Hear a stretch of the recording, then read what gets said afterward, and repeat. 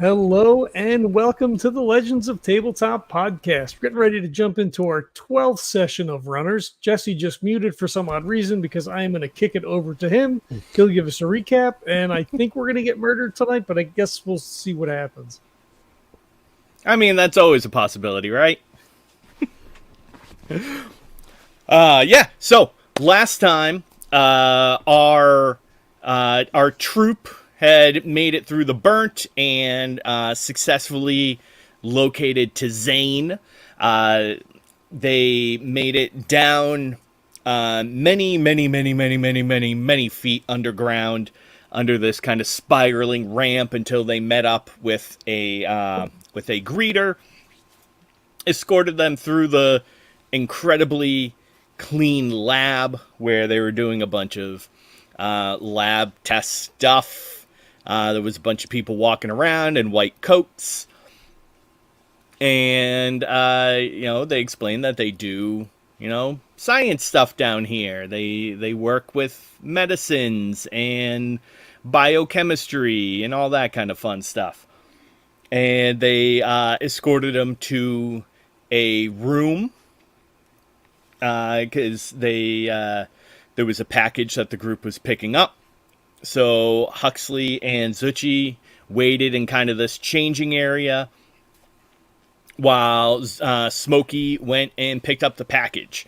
There was this basically giant locker area outside of on the side of a warehouse.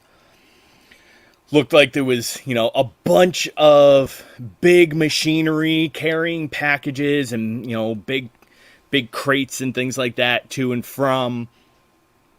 All, very advanced, very precise. Smokey goes to the locker room, to the locker where he had been told to go. It automatically recognizes the code that he had been given by Marla, and it popped open. He got this tiny little package, about the size of a brick, and starts to bring it back. Runs into a young woman worker who's on her way into the warehouse. Early 20s, curly red hair, pulled back, cap on, getting ready to go into the noisy warehouse. At the same time, Huxley had been looking over some of the footage. Something had caught his eye a little earlier, and he's always recording. So, looked over it, realized a familiar face. It was the guy that he had shot square in the dome about a couple of weeks beforehand. Looked perfectly fine, though, working in a lab. They get back. Smokey realizes that the girl that he saw is Lily from the Under the Bridge scrub. Kind of weird. As they're kind of getting ready, their guide tells them that, if they want, they can rest up, but the lab is locked down at night, so they can feel free to rest here. They'll be brought, blankets and anything that they need. She leaves. Coming back, one of the workers brings them, blankets and drinks and some cigars, anything that they'd like. Big burly dude, very happy, very pleasant, goes by the name of Dog. They rest up, everything's locked down. Couple hours into the rest, Hux starts to feel a little queasy. Then it starts spinning back in his brain. There was never any decon for this place. And what he is feeling is the effects of radiation poisoning. They start rushing to put on their suits. They start smacking the button. They're all in a panic. A voice comes on the monitor. Asks them what's going on. They say, he's sick. And everybody turns and she says, oh, that's too bad. And as they look at the person on the monitor, it's Marla. Bum, And bum, now, bum. and now we find the group Smokey and Zuchy helping Huxley into his suit, trying to stave off the low levels of radiation that are slowly poisoning them.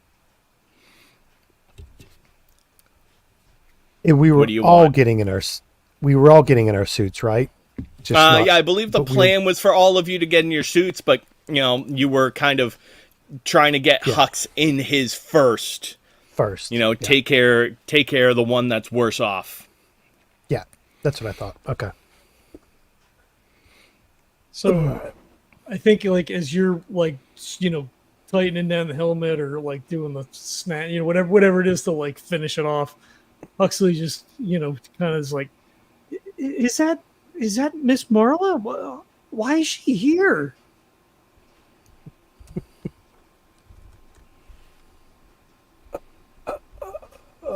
There's a lot of questions we're going to need answered because there's quite a few people we recognize in this place. It's not just Marla. I think I don't know how many questions we want to be asking, but we need some answers from somewhere. Thank you for the help. You guys should get in your suits. Smokey will go and get on his suit, but he's going to make sure one of those cigars that Dog gave him, he's just going to be chewing on. He's not going to light it because he's going to put his suit on, but he's going to be chewing on it nervously and getting his suit on. And right. I'll look over to Zuchy to make sure. Let me make a note under Smokey: oral fixation. Got it. New life shaver. His name's Smokey, and he always has a lighter. So, right. Yeah. As Smokey's actually, as Smokey and Zuchy are finally putting their helmets on, Huxley, you're feeling that kind of, you're starting to breathe that,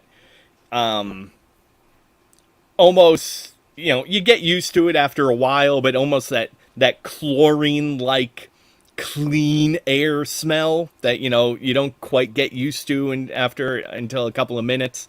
Mm-hmm.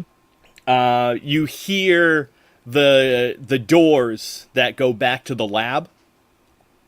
You hear kind of the soft click of them unlocking, and then they slide open.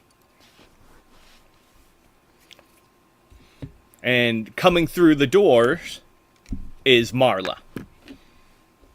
Her hair is longer than you remember it, Smokey. Only by about probably 4 or 5 inches, but she has it kind of pulled back into a bun. She is wearing, safety glasses, but she has them kind of pushed up onto the top of her head. And she does have a lab coat, but it's not buttoned up or anything like that. It looks like she kind of just threw it on. She actually has pajamas underneath the lab coat. And she's carrying with her a cloth folio almost. So it's zippered closed. And as she walks through the door, she's zippering it open to, clamshell to open it up.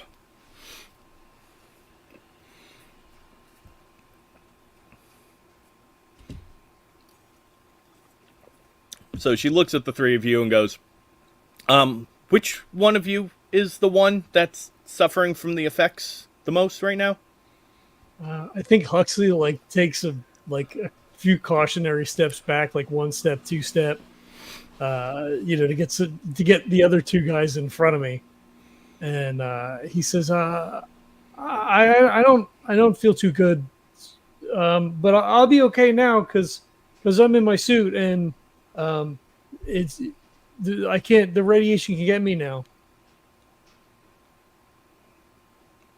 That's all well and good, but that we will need to treat the effects that you have taken so far.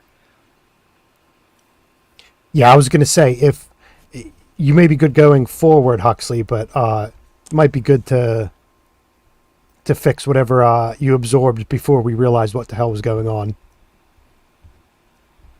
So I think he has like sort of a confused and panicked look, and he looks over at Smokey and he says, "But is it okay? I mean, is it okay?" And he kind of like looks back at her and then like looks back at the other two. I'm sorry, God. Oh no, go. So I'll look to Marla and just say, the situation here is kind of threw us for a bit, and it's thrown Huxley quite a bit more. So I'm not looking for you to spill the beans or anything, but, could you tell us what the hell's going on and what the hell this place is? And he'll kind of say, yeah, this place is really, really weirding Huxley out. Yeah, Huxley's really freaking out about this place. It's Huxley's the one that's kind of thrown. It's he's trying to play it up that the kid's a bit weirded out, but yeah, I'm a bit weirded out too. Yeah. I think we're all a bit freaked out at the moment.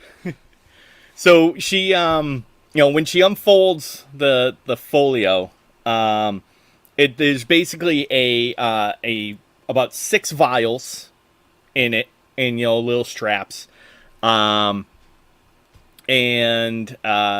like think like Star Trek style hypo spray kind of thing, where it's just like a unit, almost like a what the hell are they called? Like for asthmatics, the inhaler. It's like an inhaler, but with a little needle. So like so as she takes it, she takes Inhaler. the piece and puts the vial into the main unit. And she says, first things first, I would like to at least get you treated, pointing to Huxley. And she says, and I think that the 2 of you should also take it. I know that you're not feeling the effects now, but there is a definite possibility, almost certain, that you will at some point soon. Well, I think Smokey will hurry up and try to take it before Huxley takes it, or before Zuchy takes it, just as I'll be the guinea pig, right? Just to put everybody's mind at ease, but obviously put Huxley's mind at ease. So if I can step in before he gets his dose, Smokey will do his. Sounds good. Yeah, so the vial that it has like this bright, deep blue liquid inside of it. And she just says, this is potassium ferric hexacyanoferrate that will assist your body in breaking down the radioactive particles. It will not harm you. It will only help you. Can I make a brains check on that? Is that something that I'm familiar with? You may, if you had, and you can add your medical training to that too. Okay. Yep. And go ahead. Let's say a DL5.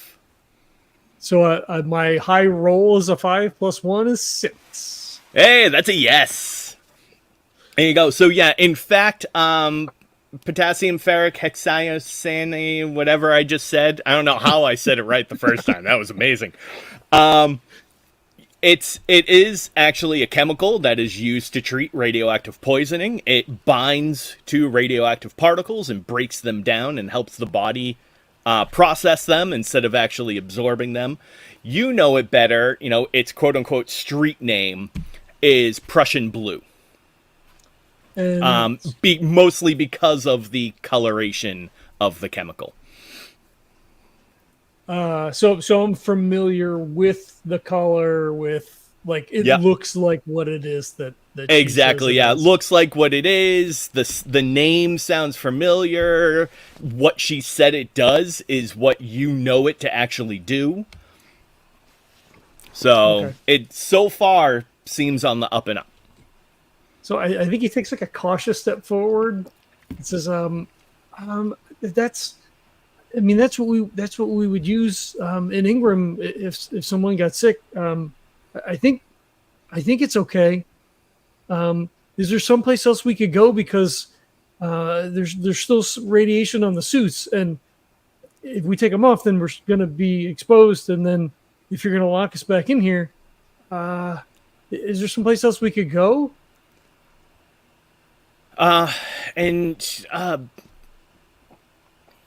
We do have a decontamination room that we normally use for a certain part of the lab that we go in and out of. We could use that if you think it would help. Could we decon the suits there, or Yes, absolutely. Okay, because then we could. I mean, I guess if Mr. Smokey and Mr. Zuchy think it's okay, then we could stay in here. If the suits are decon, then we should be okay. And she actually says, may I look at your readout? And she's like pointing to the screen on the wrist of your suit. And again, as I flick over to the other two, okay, and like he, cautiously steps forward and holds his arm out so she could look at it. There you go. And she actually starts like typing away on it a little bit. And she looks and she says, it does appear as though you are running filters. You're running filtration systems within your system, within your suits. Yes. They should be able to process this low level of radiation rather efficiently. So I don't think that we necessarily need to go into decon, but if it is something that you feel like you want to do, then we can. I guess we could sleep in the suits. I guess. I mean, Mr. I'm Smokey assuming was. that's. He I'm was assuming out of sleeping power. in the suits isn't anything we wouldn't not do before. Potentially, I guess, right? I mean, I don't think we have so far in the game, but Not right now, but I mean, it probably was part of your training at some point. Similar to like, the military where they're like, hey, sleep with all your equipment on, like get used to it. yeah. Like probably something similar where, you were probably in the training area, but they're like, for the next 3 days, you guys are sleeping in your suits. Like you are not taking these off no matter how bad they start to smell. No. I've slept on a lot of like shitty futons in my life, so I'm sure that anyone could sleep in a suit just fine. Nice.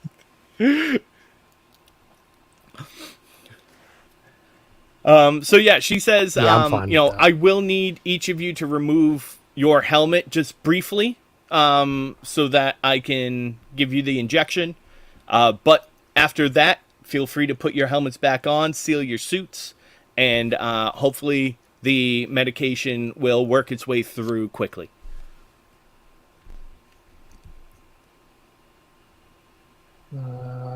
Huxley Smokey will jump steps- up real quick to do that to try to assuage Huxley a bit.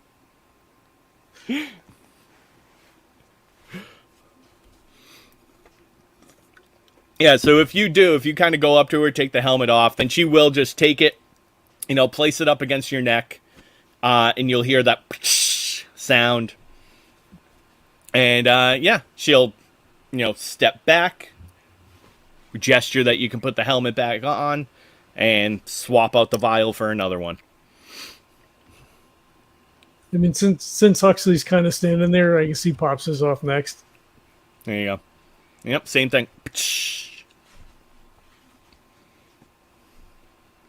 And then like retreats to a corner. It's all very taxing. Yeah. And she'll turn to Zuchy and say, you so far are not showing any effects. It is completely up to you whether or not you would like to take the shot. I would suggest it, since it will clear out any lingering radiation that you have taken for the last few hours. However, as long as you stay in your suit, I do believe that you will not take on any more damage. So Zuchy will look at Smokey and just kind of no, it doesn't look like anything's happening. And then stare at like Huxley in the corner, and even though Huxley's probably hyperventilating over in the corner, he's like, okay, it doesn't look like anything else has happened. So he'll be like, yeah, I suppose any kind of help will do. So thank you. All right, and so none of you are gonna. All right, you did. You had the poison vial. Yeah, I was. I have adverse reactions to anything like that. So. All right. I have an iron deficiency, and yeah. So none of you will take the point of radiation damage that you have accrued over the last couple hours. I think so yeah, once that's all done, she zips everything back up, places it on a bench on the bench beside her. And I think Huxley just says, Miss Marla, if you're here, then why did you send us to get your package? You could have just how did you get here?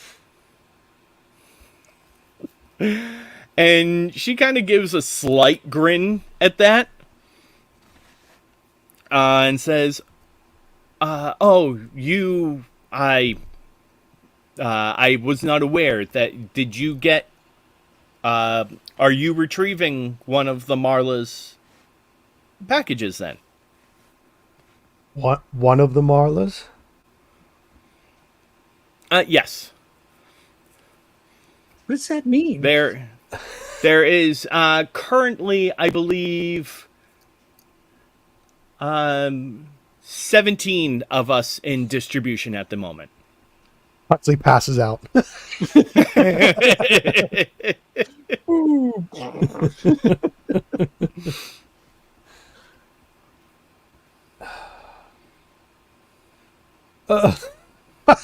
don't know. Okay, well, I guess firstly, she didn't shoot us when we found out the ruse, so I guess that's a good thing, right? How widely known is this? We try to keep this close to the vest. That's why we do not often have two of the same unit in any location. There are some, well, mostly just one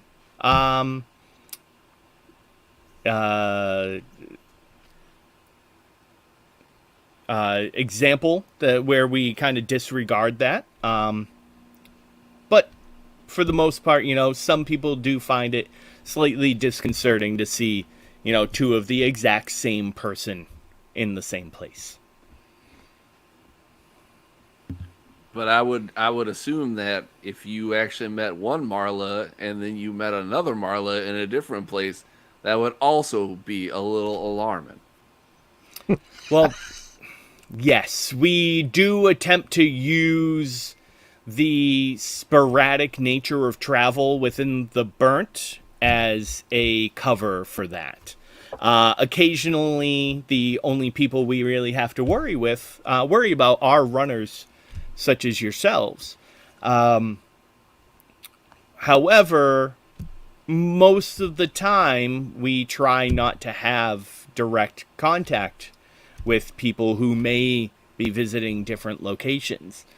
I'm not exactly sure why your Marla sent you here, knowing that was almost a certainty. But I'm sure she had her reasons. So it's not just Marlas we've been looking at. There's been some Jensens and some dogs and some lilies too. So it's not like we're the most well-traveled people in the world. So I'm assuming that crap like this, lots of other people are, noticing it. So you've been to location 837 then. That would be there is a scrub to the southwest of the Mega Mall. Under the bridge, Mr. Smokey. That was under the bridge. Ah, yes. Some would call that the Red Hot Chili Pepper location. I was just going to I was humming that in my head. Every time somebody says under the bridge, it just pops. Sorry. Yes, that is actually the exception to the rule. But why are there 17 Marlas? Why did that guy try to shoot Mr. Smokey? Well, 12 of them are here, to be fair.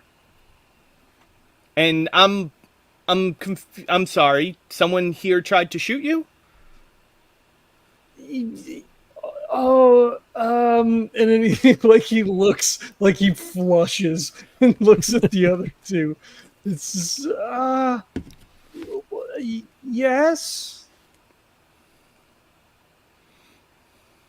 So as an aside, is it the guy that shot at Smokey when we were coming here, or the guy that shot at Smokey that then Huxley offed? Under the bridge. Yeah. Yeah, because that's Jensen. Yeah. Although I don't know that Huxley knows it's Jensen. It's that guy looks familiar. That's the guy I killed. Yeah. Okay, I just want to make that's where I thought you were going with that one. Who used to do these pickups for Marla before we did this one? To be honest, I'm not completely sure. We kept most things like that pretty anonymous. Unless the person would willfully gave their identity, we didn't ask. If they had the clearance codes, they came in, they picked up, and they left. To be honest, you are actually the first ones to stay here.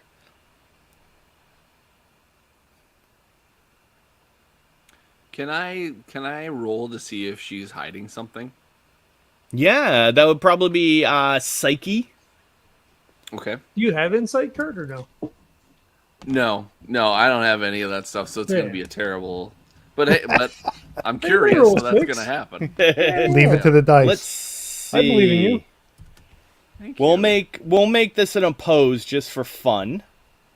Oh, That see, doesn't we had sound this like whole fun. conversation on Cord Noir the other day. We did. All right, let's Let me not do see this if I in can over half an find- hour. Make a decision, Jesse. No, I'm just trying to find the stats. That's all. All right. Let's go ahead. It's going to be a DL4.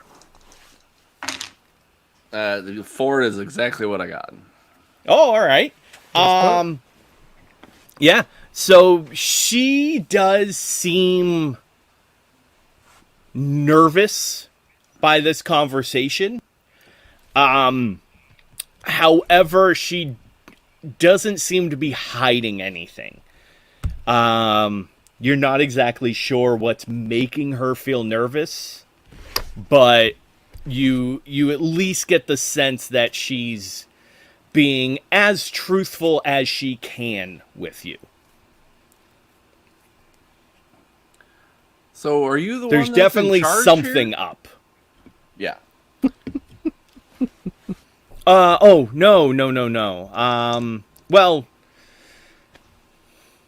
somewhat. I am actually in charge of one of the facilities within this compound. I deal with the regenerative aspect of our testing. But in terms of the overall facility, no, I'm not in charge.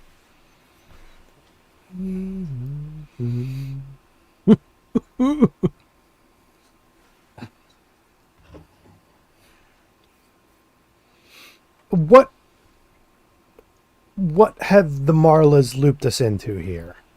Look, we're all for making runs and making money and doing what we need to do.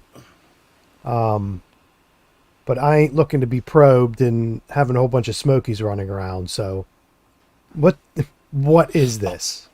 No, I can assure you that that will not happen. The models that we use for our replication were they had given their DNA well before any of us are aware of it. This was 100, if not hundreds of years ago that this was in storage. The original donors are long deceased, and had been so before before the program was started. So your Marla is long gone, then, you say? Oh, yes. Yeah. In fact, it's actually rather astute of you. We actually get our names from the original donors. Are you like a real person? As real as you are. Okay. It's just the way we were brought into this world might have been a little different from each other. Are you all But the to be same? honest, not much different than how some people are or were brought in, were born, or are born now. But are you all like the same? On a genetic level, yes. We all receive, we receive the same education. We are brought up together. But personalities diverge. While your birth does dictate certain things, the environment molds you as well. So, while yes, physically and genetically we are the same, we do have different specialties, we have different interests. So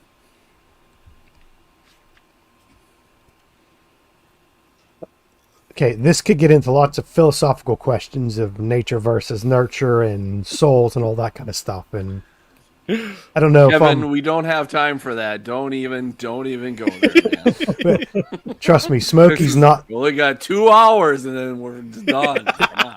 Yeah, Smokey's definitely not someone who's gonna get into that. He's more basic. So when we go back and we talk to the other Marla and we deliver whatever we're delivering to her, where does that leave us? Are we a loose end that needs tied up? Or we now got a regular gig? I think we're all thrown for a bit of a loop here. So I want to make sure what our standing is at the moment. Oh, if she would like to make you the people who, do her regular drop off and pick up, then that is perfectly okay. Whatever she chooses to do is completely up to her. We do, however, ask that you keep the location and the contents of Tazane secret. You can understand the jobs they're how going to be doing, some people would not be happy with what we are doing here.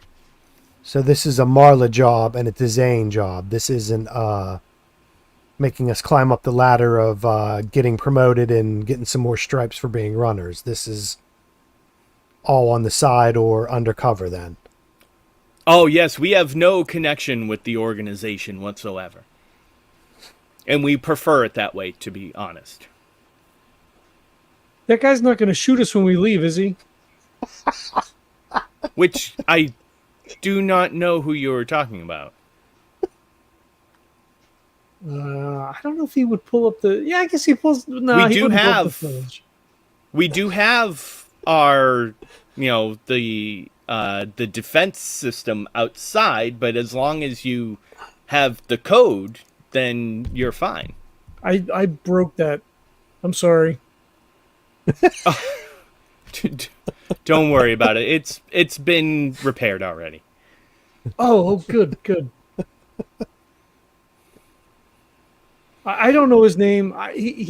But I saw him. He was in the lab, and I didn't recognize him right away. But then, when I thought about it, and I saw him, and then he was the guy. And she looks at you like, cocks her head slightly, raises an eyebrow. If you had any unfortunate altercations with somebody here, I would like that you report it. We do like to keep a friendly environment here, and if there's anybody disrupting that, then we need to know. Okay, so nope, go ahead. You go first. He might not have been from here, but he was one of yours. He was, I guess, he was a runner. And there was two of them. Really? And I don't know who the other guy was. And I think he got away, but yeah, it wasn't good. I didn't like it. So I think Zuchy knew who Jansen was, right? So he knew him before. And I think Zuchy told Smokey, but I don't know if we told Huxley, like the name and all that kind of stuff. Right, yeah. I don't think so. Okay, so I don't. Yeah, that probably wouldn't have been. Yes, Kurt's nope, definitely would not have done that. This is what his name is. Give him his name. This is his name. This is where he lived. This was his girlfriend. That was my assumption. He had a fish, and now he'll never see it again. So, unless Huxley and Zuchy want to say something else to Marla, the way Smokey's going to play this out is he's just going to say, he's going to kind of go up to Marla and try to scoot her back out the door and just say, yeah, it was a Jansen. It was over near under the bridge, and he seemed to be a bit violent and came at us, and we had to do what we had to do. And he's going to try to like hustle her out the door while saying that name. He's like, that is, yes. Unfortunately, there are times where a member, as I said, we don't control anyone here. And because of that, occasionally, there is a bad apple of sorts. And so they are given, their choice of whatever they want to do.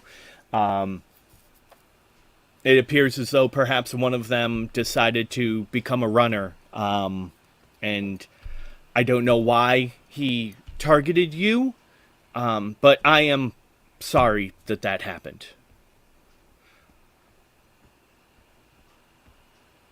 So you don't...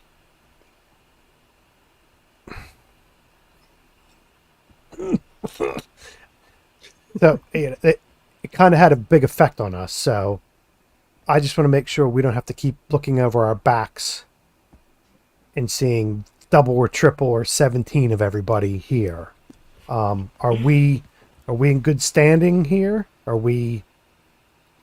Oh, yeah. We have, or at least, granted, I can't speak for everybody here. And as she looks around, even though the lab is completely empty. It's like, what would we say? It's like 1 o'clock in the morning or something at this point. And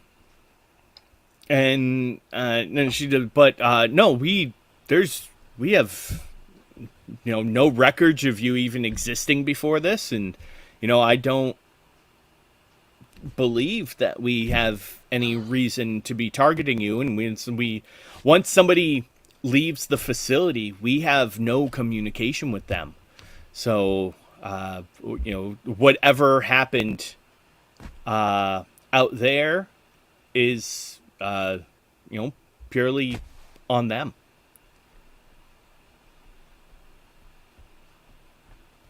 So there's no big grand design. It's just you hatch some people and send them out into the world. Well, no, we have this.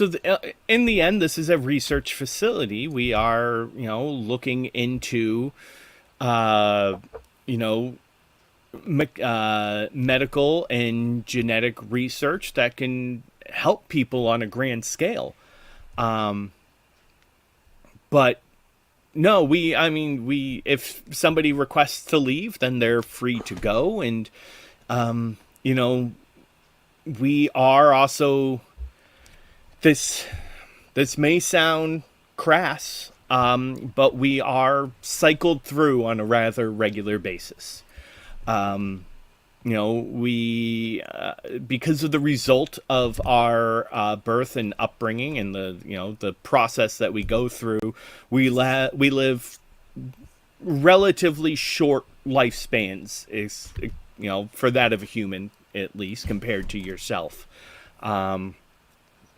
So, because of that, towards the end, there are some people who would prefer to explore and reach out, and they are given that freedom.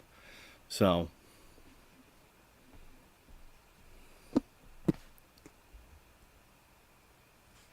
Okay, Smokey's kind of flustered because he's got a whole bunch of crap going through his mind now. So, as I said, he's trying to hustle her out of the room to talk to then Huxley and Zuchy. I don't know how secure that is going to be, right? I'm sure there might be. But unless there's... Oh, yeah, they heard everything that was going on when you guys were panicking. So that's it. Yeah.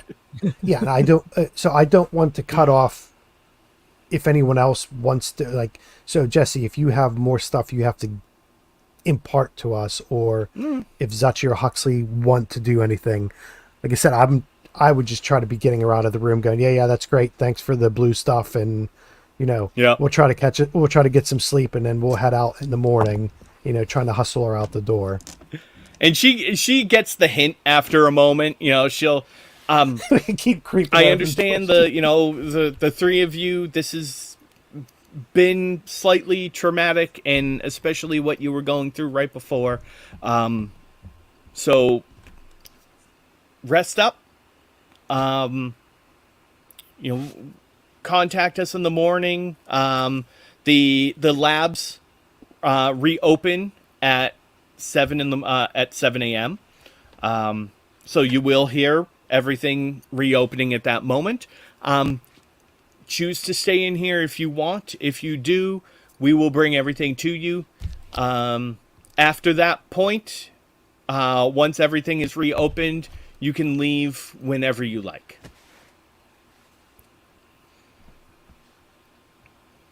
That sounds great. Thank you. Thanks for the blue stuff, and thanks for filling us in on what's going on. Obviously, you can tell we're a bit. I don't know if Smokey would say discombobulated. So we're a bit out of sorts right now. So, but we appreciate all the info you gave us. That's my pleasure. Have a good rest. And he'll kind of try to get her out of the door, and then turn around to look at Huxley and Zuchy, and he'll kind of so we're in suits, so he'll kind of point to the helmet and talking, and then he'll flip his thing on and just say, Huxley, if we talk through these things just in our helmets, no one else should be able to hear this, right? I don't think so. I mean, not unless they hack us, but I mean, I guess they might. But they look less like hackers in its medical facility. As you guys start to kind of, before you start to talk, Smokey's turn, Huxley and Zuchy are facing him, so you can see Marlo over your shoulder. And she kind of takes her wrist and waves it in front of, on the opposite side, there's also one of those same data pads against the wall. And she just kind of waves her wrist in front of the door, in front of the pad, and the doors close. And now the three of you are by yourselves.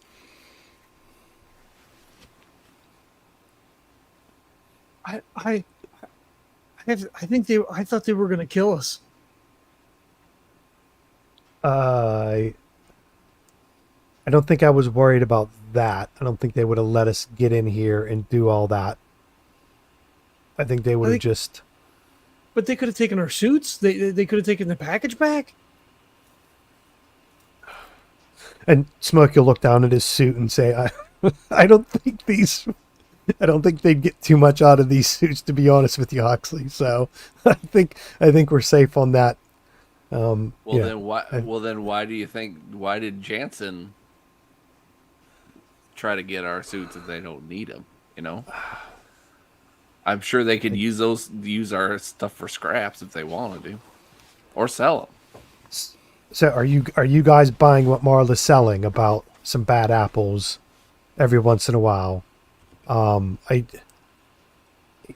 understand her saying, they let people go out and do what they want, but obviously we saw Jansen, and I can't remember if you guys saw this or not, but Smokey will say, when I was talking to Marla and she first gave me this job, she was talking to some people that had the same symbols on their suits also. So I don't know if I'm buying what this Marla's selling or either Marla at the moment. I'm a bit not too happy that we're being, pulled from pillar to post and no one's giving us any info. I feel like she was being about as honest as she could with us, but I still feel like there's some underlying something there that she just doesn't want to give us enough info, because if she did, something bad would happen to her. Because you know what I'm thinking, and just don't mind me much. I'm not much for thinking, but sometimes I do. Like this Marla was nervous about what we're doing here. Didn't you say that Marla was nervous before she gave you this task? So something's going on, and it's probably something that they just need the right person to do the job, I guess. So Huxley, you still have that footage of the lab when you were walking through, right? That's still saved and recorded. Yes, Mr. Smokey. Okay. I was going to say keep an eye on that to make sure that doesn't get fat fingered and deleted. We may be using that to ask some questions when we get back home.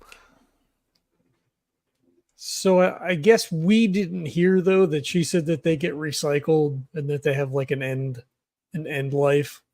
Because you kind of I mean, she was just out of the door. She was in the doorway, like the door was still open. So yeah, you heard all that.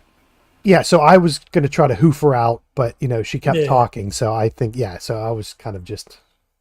So Jesse, would it be a brains check, or is this with Huxley's medical background? Like, I don't know that he's like necessarily familiar with clones. I don't remember how we landed on that in the last session. Would it be a brains check to think that maybe the package that we got is something that would like extend her life? Like, I'm thinking like Blade Runner, right? Like the replicants have a programmed lifespan. She's saying that they essentially are recycled at a certain point because they break down. And then some of them, when they, either get to that point or they're coming up to that point, they like go and do other stuff. So could there this is me, this isn't necessarily Huxley. There could be a rogue colony of these clones that are out getting up to fucking business, right? Because we killed the one guy, and then there was the other guy, and then you saw 2 other people at Ingram. So that's at least 4 runner clones that we would theoretically be aware of, although not Huxley necessarily. And we did say when we were under the bridge that everybody looked really, really young there too. And then she got weird about it. Lily got weird about it. Yeah. But when I didn't really pick up the vibe when Marla was talking about under the bridge. Is that part of this, or did that seem like that was something that got away from them? Well, so I don't know. So either those people wanted to leave and left, or they planted them somewhere. Like that Okay. might be some of the stuff that she's a little, Okay. playing close to the But- chest, right? Like people say they can leave. She's, oh, there's 17 Marlas in existence. 12 of them are here. I'm assuming including her, which then means there's 5 that are other places. So like, are they Well, it could- monitoring other places or?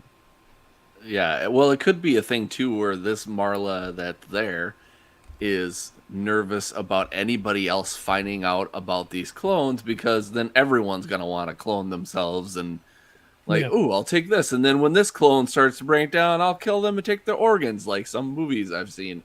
And so maybe they're nervous about that whole thing getting out. So she might be right. She might be telling the truth. There are a few bad apples that are screwing it up, and she's just afraid that too many people are going to notice, and it's just going to ruin what's going on here. Okay. All right. So back into character then. I think what Huxley does say is, so do we? I mean, should we tell anybody? I mean, I know she said to keep it a secret, but I mean, this would be like important, right? This would be like important information to at least maybe tell the leaders at Ingram. I mean, I don't know. I think Well, the first thing we need to do is get some answers from Marla, and then we'll take it from there.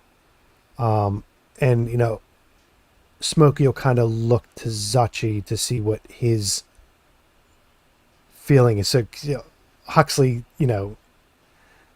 from what Huxley's saying there, right? We're gonna have, well, not weird. That's the wrong thing to say. Smokey's trying to keep a lid on Huxley, telling anybody to find till we figure out what the hell's going on, right? We don't know what we're up against. So Smokey will kind of look to Huxley to see kind of what to Zuchy to see kind of what he's saying. So, Huxley's saying, yeah, we got to find out and tell people. And Smokey's saying, no, let's find out what the hell's going on from the other Marla first. And then we'll take it from there. So kind of, If you tell him don't tell anybody, he won't, right? Like, I mean, that's the... Yeah. I want to see what Zuchy's feeling is. So, Smokey will say to Huxley, let's find out what the bartender Marla has to say for herself, because she's kind of dropped us into this big shit pile. And I'm not very happy about that. I don't know if we should be going around asking too many questions yet. And, so Smokey will look to Zuchy to see what his vibe is. Yeah. And Zuchy's like, well, and who's to say that anybody at Ingram might be a clone? I mean, if we didn't know about what was happening here, and some people are runners, some of these people, clones, whatever, are runners, who's to say that? I can't think of his name. Who's the guy that is our go-to guy for running? Wait, hold on. Briston. I had it. Briston. Yep. Yeah. Who's to say Briston isn't a clone? Unless we truly know. Yeah, I say we could watch the video. Of you walking around the facility. Yeah.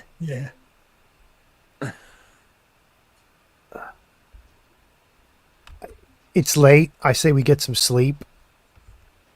I think that's a good thing. That's a good point, Huxley. Maybe we should see.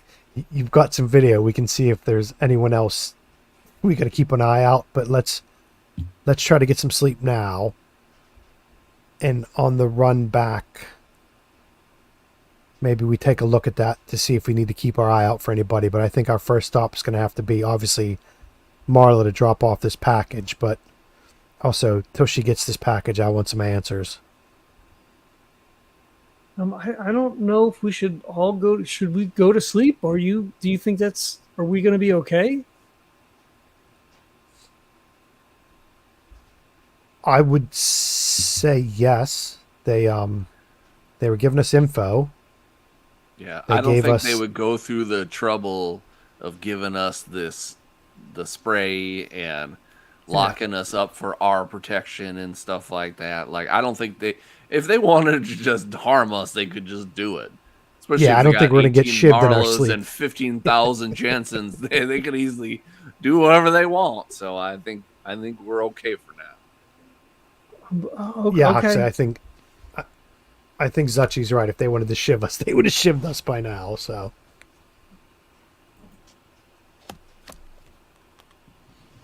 Yeah, well, Huxley gets himself into like a corner and tries to get comfortable back against the wall like a scared cat. yeah, Smokey will go and kind of sit down by Huxley and just like give him a tap on the leg and like put his head back on the wall and close his eyes, and he'll every once in a while he'll peek out to look at Huxley, but Well, I think Zuchy would do that too. Actually, if Smokey took one side by him, I think Zuchy would be on the other side just to be like a security blanket. So, yeah. or if anything, just make him think, well, I can't like go crazy and like start tinkering and stuff like that to keep myself awake if I'm nervous. If both of these guys are right there, you know.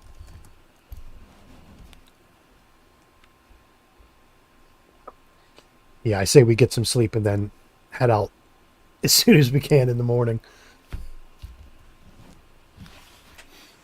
Sounds like a plan. Are we still hooked up? Like, are we still charging? Like, are the cables long enough, or is that like before we head to sleep, like reconnect things or whatever? Yeah, you're not going to be able to. I mean, if you want to like spread out, then you will have to disconnect, and you can just reconnect in the morning to top yourselves off. Or if you want to kind of huddle up around each other near the port, then you can do that as well. Okay, that sounded like what we were talking about. So yeah, Huxley will set an alarm, I guess. So if it wakes him up, 3 hours from now when someone's topped up, then he'll get up and change the cord over, and unless there's multiple ports or whatever. Oh yeah, there's a handful of outlets, so you can each charge up at the same. All three suits were charging up at the same time anyway. So okay, yep, good to go. All right, so yeah, why don't the three of you give me a psyche check? Just beat a DL3. You'd like to think so. Ooh, 6. I got 5. Hey, there you go. So yeah, the three of you are actually able to fall asleep rather quickly. Pushing. So basically, the thoughts in the accounts of the last kind of 45 minutes or so aren't weighing heavily enough on you to overcome the exhaustion at this point. So you're able to fall back asleep and get a good rest. So, the three of you do wake back up to the sounds of doors unlocking and the general ongoings of the labs coming back into life. In fact, you probably are first woken up by the doors of this part opening while all of the warehouse workers begin to start their jobs in the morning, their shifts. And you get a lot of really weird looks. The three of you kind of like back to back to back, kind of just huddled up next to each other. Suits plugged into the wall. In the suits. In the suits, exactly. We're getting weird looks. Imagine the looks we're giving everyone else. Right, yeah. Yeah, and in now fact, as you're watching the crew go by, you spot Lily walk by, you spot Dog walk by, you spot Lily walk by. Yeah, I'm assuming with what the point Huxley made about if there's other people. I'm sure his head is on a swivel, and he's just trying to see if he recognizes anyone else. Yeah. that be Go my ahead and give end? me a brains check. Well, I was going to say, could Was- that be my end, or is that? I got a Yeah, 5 you know on what? If the you want, sleep thing. sure. Yeah. I mean, unless you want me to roll. I mean, it's whatever. No. You know what? Actually, yeah, it'll be more fun if you roll. Okay. Let me see what I got for that. We'll do gradiated too. Let's see how many of them you recognize. Just straight up brains. No. I got 6 total. 6 total. Nice. So yeah, you see the 2 gimmies, you see Lily, you see Dog, you see Lily. You actually see, you're able to, I'm going to say, you're kind of over the shock of it a little bit. So you see another Jansen walk by. You see, you remember when you guys first went to the scrub under the bridge? How there was the guard that first welcomed you in that Lily was talking to. You see him in there. A couple more, 2 more of the people. The guy that was running the restaurant, the diner that had the growing all the vegetables along the wall. You see him. And you also see one more of the runners that kind of hangs around the bar that Marla runs. In fact, Smokey, it's actually one of the people that was in the bar that Marla was talking to right after you took the job. Okay, this is going to get existential. Is it them or is it like them? You know what I mean? It definitely is. It's like them, but it definitely is not them. It's not the what? Okay. Yeah, they're actually a lot younger. Well, a lot younger. They're probably a few years younger, but pale. They've never left the facility before. So paler skin, but also more well kept. Their hair is groomed. They live nice under here. They eat well. They take regular showers. So they're in perfect health. So you can definitely tell that it is like them, but not them. Because there was 2 of them, right? There was the 2 that were talking to Marla when she was getting all a bit antsy when I was talking to her. Okay. Yep. And there was when she was talking to them, there was one guy that was kind of the more vocal one, and another one that was just kind of sitting there drinking. And this is the one that was just sitting there. Okay. So we don't see anybody else from Ingram proper then. It's like we don't see like Chad, the fucking, trash guy, or fucking the guy who's running the coal mining operation. There's nothing like that. Okay. No, It's so just the people we've already seen. Exactly. Yep. Well, yeah. Okay. Well, you've so Marla, Lily, Dog, and then adding to that, you have the guard, you have the other runner, and the gardener from it was the Marcus scrub or as something well. like that. Yeah. Okay. And then there's also I don't know whether or not Hux and Smokey have ever met them before, but there also is one, taller, rather well-built woman that also walks by too. I'm guessing we didn't. I don't think we would have met Zuchy's sparring The partner. face. The face probably looks familiar because there's only a couple of dozen runners. So you probably don't know exactly who she is, but you do recognize her. Yeah. Okay. Kurt's in the private chat going, my girlfriend. So I'm assuming we're just kind of making our way out then, unless Zuchy or Huxley want to do anything else. I'm assuming we're just gonna try to make a beeline and get the hell out of here. I think so. I mean, unless they, I don't know, if they bring food or anything like that. If not, then I assume that we just. She said that they would, but it's up to you whether or not you wait around for it and accept it. So I guess we get up when all the workers come through. We see all the different people. Huxley's eyes are just wide, just watching everybody walk through.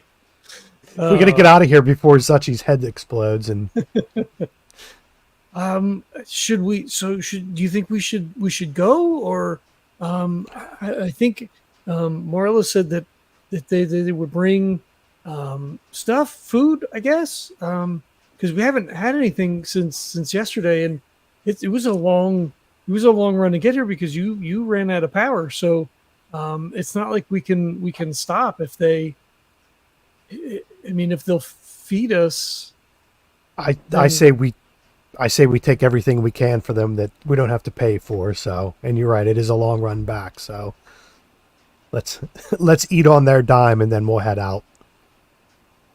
Okay, how long should we wait?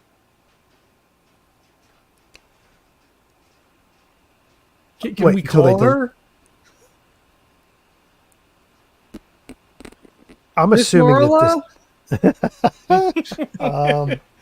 And when you do that, there's actually a ding ding ding ding that comes up on the monitor. So head swivels around. And there's basically like answering your phone. There's like a little green button with a phone symbol facing up, and then there's a little red button with a phone symbol facing down. Oh, like he goes over and pokes the green button. Yeah. Is there anything that you need? Is it Marla? It is, yeah. We're gonna go, but we thought that maybe you said you were gonna, or somebody was gonna bring some food down. Oh yes, of course. I wasn't sure if you were going to stay or if you wanted to get on your way as soon as possible. But if you want to stay at least to eat, then yes, we'll definitely have something brought to you. If you want to, you could join us in the cafeteria. It's completely up to you.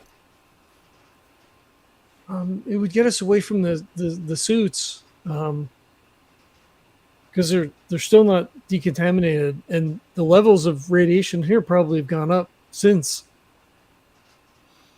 Well, if you would like, we can give you another shot that will at least keep you sustained for the next hour or so. If you don't want to do that, though, absolutely, we can bring the food to you, and you can eat there before leaving. Okay. Smokey really doesn't want to go run into anybody he recognizes. Well, why would it bother him? I mean, we're in this far, right? Who gives a shit if we go to the canteen and see? As long as I don't see another Smokey or Huxley or Zuchy, I guess he would be all right. So,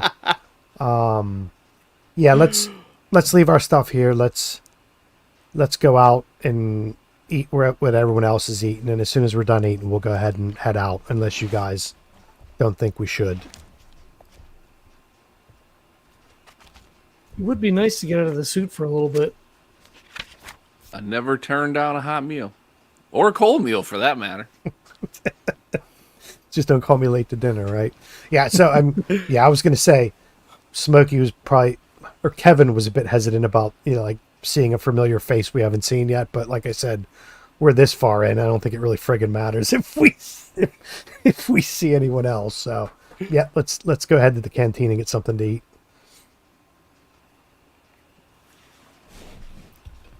Oh, that's all right. Great. I'll have somebody come down with another spray for you, just so that we can get you one more treatment, and then feel free to come down. I'll be waiting here for you. We'll have you escorted down. I have somebody who would like to talk to you as well, if that's okay. Yeah. Oh shit. Yes, that sounds great. Thank you very much. I can't imagine who this might be. It's like Columbo. Oh, one more thing. All right, let's get out of our suits, plug them in, wait for the shot, or I guess wait for another hit, and then get out and go grab something to eat. Yeah. Yeah. So they'll, one of the people comes down with another folio. Same process. Just asks you to remove the helmet so that they can give you an injection. And afterwards, if you would like, you can take the suit off, leave it here, keep them charging, and they'll escort you down to the cafeteria. Sounds good. Yep. All right. Yeah, so they walk you on through, through the large kind of open lab area, and down into a hallway that has doors on either side. Some of them open, some of them closed, some of them full glass, some of them plastic. Some of them with windows, some of them without. It's all kind of varied. You walk probably about, say, almost 200 feet until you come to a set of double doors off on the left that they kind of open up. They walk through and then hold for you and say, please, if you would like, the Marla is over there. And she kind of points, and there's a whole slew of, classic cafeteria, white tables, blue benches, and there's only two people in the entire cafeteria. There's Marla and then another man. Smokey, whenever she says the Marla while we're walking away, Smokey will go, I don't think I'll ever get used to that, the Marla, and he'll just kind of go, about the shakes. Do we recognize the guy? You do not. He, so when they see you both walk in, Marla and the gentleman both stand up. Marla now is, lab coat, fully buttoned up, hair down, but kind of pulled slightly on the sides. Same like safety glasses put up on top of her head. There's a clipboard and everything on the table in front of her. The man is very well dressed in a black pinstripe suit, buttoned up, 3-piece vest and all, the tie nice and well cinched. Short hair, kind of like a longer high and tight, kind of brushed back.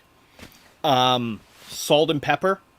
Looks to be probably in his late 40s, early 50s. So definitely not a clone. I mean, again, I don't know that. I know that Huxley would clock it. I mean, I guess, right? Because the people under the bridge were all very noticeably Really young, and he does look older. Yeah, I guess he probably would. I don't think he says anything, though. He's probably the first person that you've seen over like mid-20s in the last couple of days. Yeah. Yeah. So I say we march over. Smokey's going to go over and kind of just plop down right next to this guy and Marla, if there's any kind of space, and just say, so old timer, what's your story? and, And he kind of see what is. laughs a little bit at that. He's like, yes, my name is Jared Mercer. I am the facilitator of the laboratories here in Tazane. I hear that you have had a rather surprising and potentially traumatic experience here, and I would like to apologize for any ill that has caused you. Don't think we're looking for anything other than to get the hell out of here and get home. Unfortunately, I think we've been roped into something a lot bigger than anything we could have thought. And not that I'm much of a thinker. I kind of leave that to Huxley to do all the thinking. But yeah, I just want to make sure that on our way back, we don't have to keep watching our back. I honestly would prefer, myself and everybody included, would prefer that you get yourself wrapped up in absolutely nothing around here. There is nothing that you need to concern yourself with, and as long as it stays that way, we have no concerns with you. There's no need from us, at least, to be watching your back, although once you get outside, I cannot maintain your safety, of course, but that is why you are so well trained by the organization. Yeah, about that, the organization. I'm assuming they don't officially know about you. How about unofficially?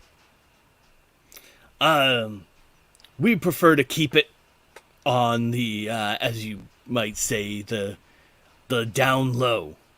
If the organization were to know exactly what we were doing here, I'm sure that they would be very interested and would want to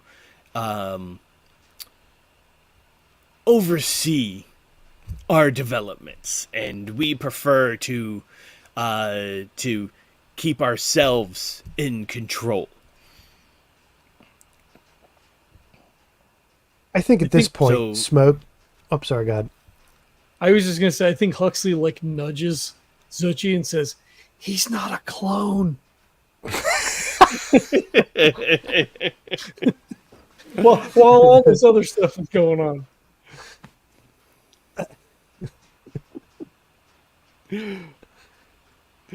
I think Smokey's at the point, right? He understands what this guy's laying down, and I think he's kind of frustrated that he thinks him and the guys have been not necessarily used, but maybe not. I feel like we've been Marla could have told us a bit more, but I guess that's what you do when you're doing favors for people. So I think Smokey's at the point he's got what he needed out of this guy, right? Yeah, we've stepped in something, but we really didn't step in anything that's gonna stick around with us as long as we keep our mouth shut. So I think Smokey's just at the point where okay, sounds good. Let's get the hell out of here and let's get home. And then we got plenty of time on the walk back. The run back. On the run back. It's just a casual jaunt. That's all. Well, make sure we don't absorb too much on the way back. And, so if we've got stuff to chew over, the three of us can talk about it on the run back. Right, completely meta, right? Because Huxley would never say it. Would Smokey consider, or is this a thought that crosses Smokey's mind to be like, well, what's it worth to you to keep it secret, right? We're way underground, so I don't know if that's the card to play. So Smokey would have thought about that, but I don't think he's thinking about it now, right? Okay. So as we said before about when we were mapping all those tunnels and stuff, we've got information. And I think I understand where you're coming from, and I think Smokey's thinking of angles to play, but I think Smokey's also thinking yeah, we're friggin' surrounded. If I try to bust this guy's balls, nothing's going to stop him from just smearing us now, because then it saves him hassle, right? That's also stumbling across the torture room in somebody's basement And then you being like, well, what's it to you for me to keep this safe? And it's like, what's it to you for me to let you go? Like, Yeah. So I think Smokey was already thinking, how can we use this to our advantage?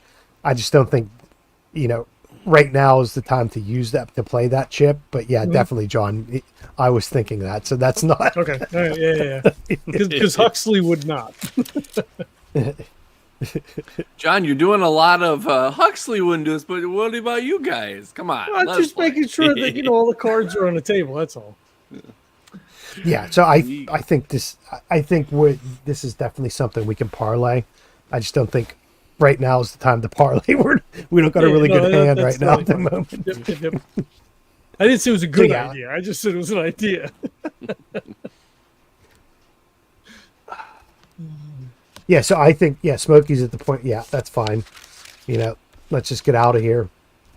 Let's make a run for it, and then we can chew this all over when we're not being bugged or overheard. Every time we turn around. So, I'll kind of smack the guy in the shoulder and kind of say, when he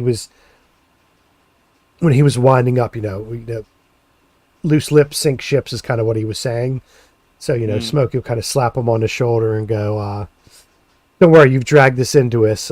You've dragged us into this. So, we're not looking to cause us any more problems than we've already got ourselves into. And, kind of sit down with the guys and, see about getting something to eat. Mm-hmm. Yeah, and he goes, and when he does, he kind of like wipes the dirt off of his shoulder. And he goes, I've been updated by Marla here, and it appears as though we may be seeing you again. So, anytime you come back, you're if you have another job to do, that's fine. Again, I just ask that I believe it's already been presented to you that you just keep our location secret. It's an agreement that we've had with other runners who have done deliveries for us. So yes, the last thing we need is for our location to become public. So Smokey will take out the cigar that Dog gave him and, light it up and start puffing on it and just say, as long as, if we come back again, as long as you have some more of these, I'll definitely keep my mouth shut. And he'll kind of walk away, puffing away on the cigar. Yeah. And when you do that, he actually does like takes a step back, and it is like, that's very good. And he looks down at his watch and he goes, I do have a meeting to get to, but it was a pleasure meeting you.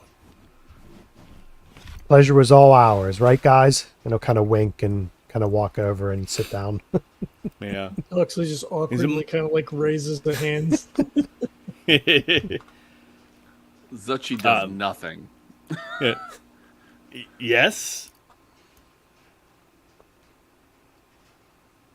No question. I think Huxley was like saying goodbye. Weirdly basically. putting your hand up. Okay. Oh, no. Thank you for everything. Oh, okay. Marla, make sure that they get whatever they would like. I hope you have a quick and safe journey back to wherever you were going to. So do we. And he'll just kind of give you a nod and not hurriedly, but at a decent pace, walk out. Corporal Man's got stuff to do. Yep. Yeah, I would say we just sit down and eat, and kind of carb up before the run. Yeah. Does she stay? I'm assuming she stays with us. Yeah, she'll stay with you. She whatever you want, you order it, she types it up, and handful of minutes later, food shows up for you. Well, Eat 3D whatever you printed like, food. however much of it you like. So to fit this into the story where we're at right now, so Smokey just starts, he's got a cigar there and he's shoving stuff in his face and puffing on the cigar. And his mouth's going to be full, so he can't talk because I got to run for 2 minutes. So Smokey's going to be shoving food in his face and puffing away. So I'll be right back.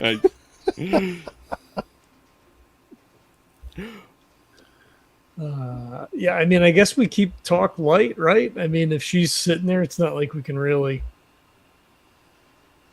like have a conversation, really. Like, oh, Right, these yeah. eggs are pretty good. Are these real eggs or are these like cloned eggs? Get off the I mean, clone they thing, are- Huxley. Jeez, how many times? I mean, everything's gonna be cloned. Jay. They are real eggs in so much as I am a real person. Oh boy, here we go with these existential questions and answers. She kind of gives you a smile with that. I mean, they're good either way. I guess it's. He just kind of trails off 6 more eggs in his mouth.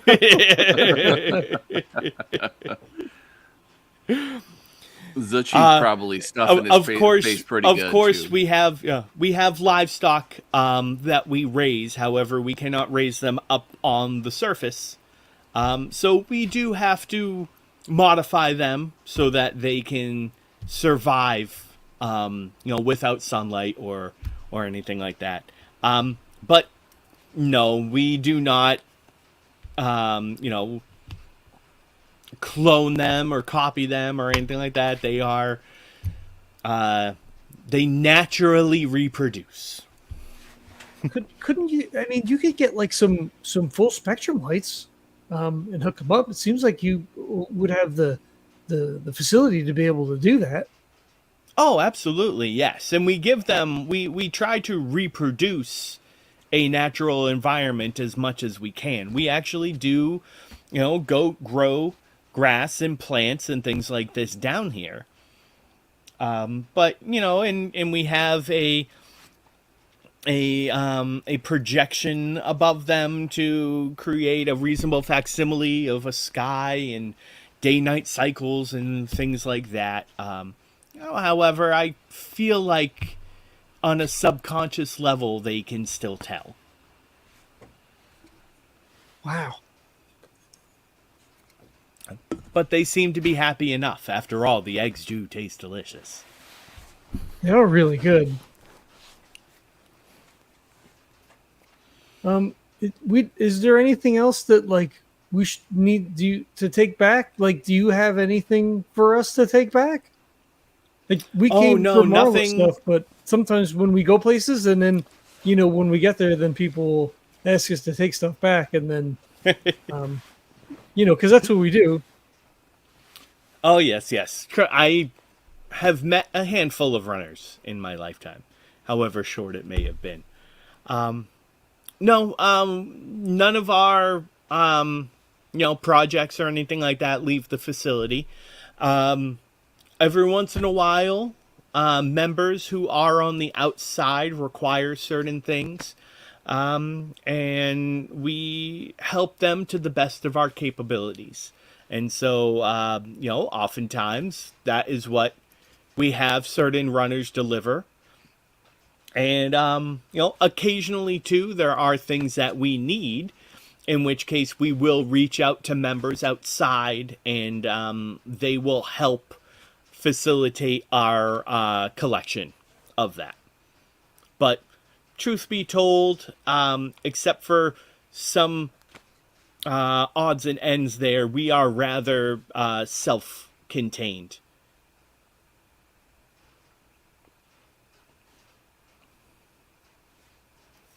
So what makes our Marla different from the Marlas here, that she's getting something delivered back to her?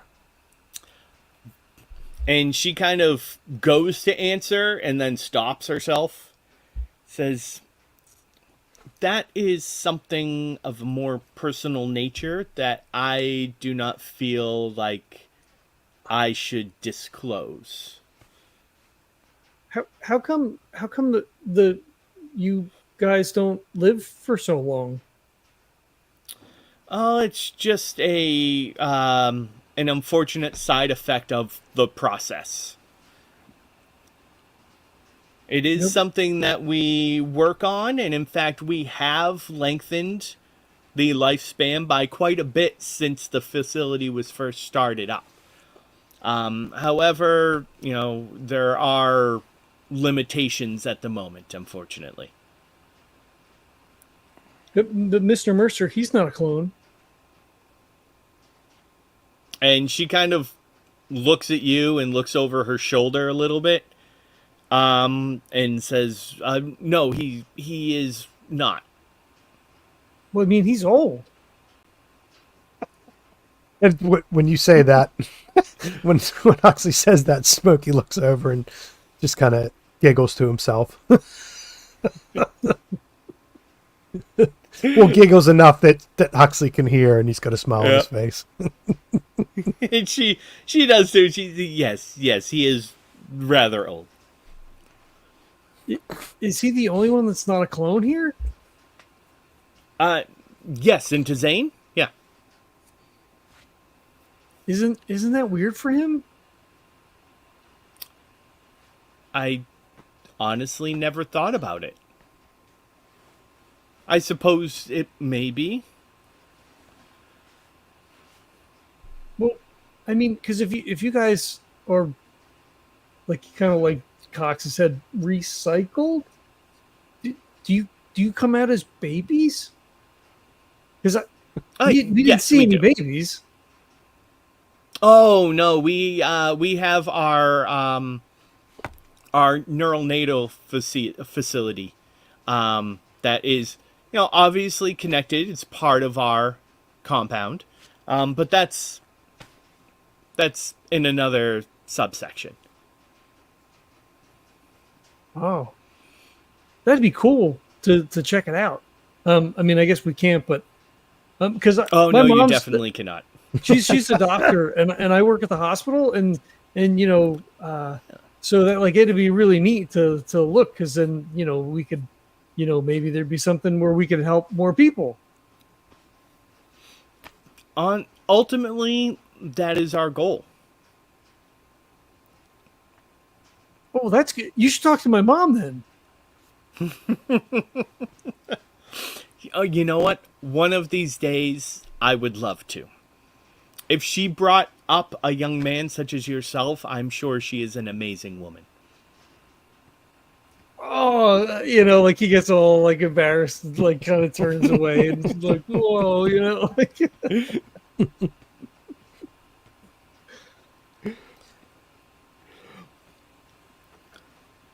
I don't think he says anything else after that. Yeah. Yeah, I don't think there's anything else that Smokey's, he's just, like I said, he's just sitting there eating and puffing away. So Yep. He'll look over to Zuchy and Huxley and just say, why don't we finish up here and then go back and get suited and booted and head on out. And he'll look over to her and just say, thanks for all your help. This has been very enlightening for all of us, but we should probably hit the road. And he'll kind of, he'll stub his cigar out in his plate with whatever food was left in it. Mm-hmm. And as fun and interesting as it is to speak with you, I actually do have to get on to start my rotations for today. But I do hope I see you again. I don't know if you're going to be coming back here for another job or not, but at the very least, it was a pleasure meeting you. And she actually I do have one question for you, if it's okay. For us or someone in particular? For you.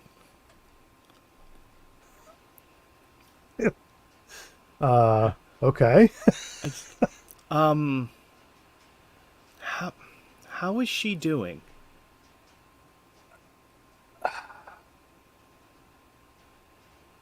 she's doing good. She's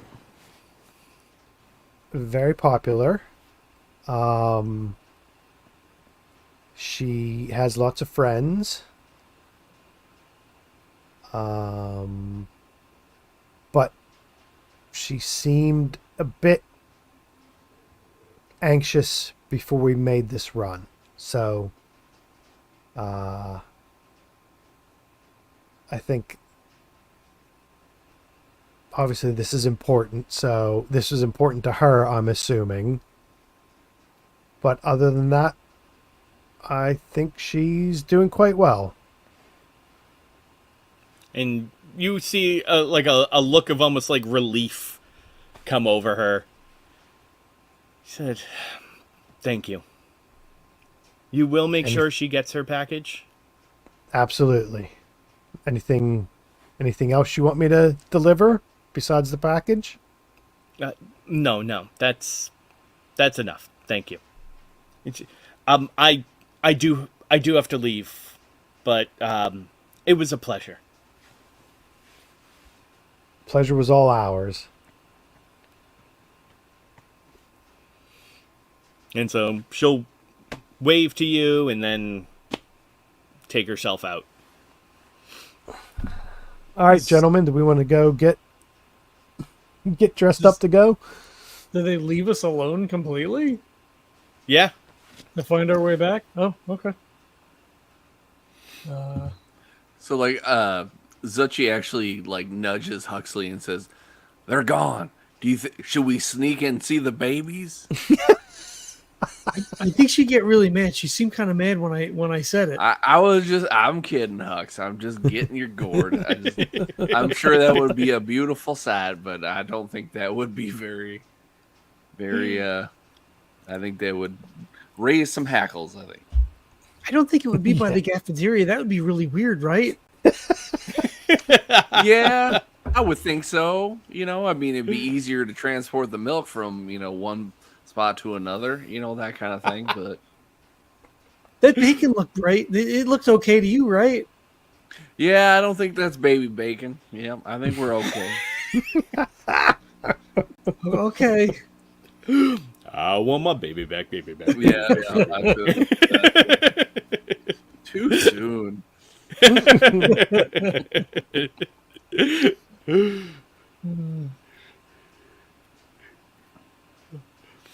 All right, so yeah, if you guys want to, finish up eating, make your way back to the suits, and get, as Kevin said, get dressed up.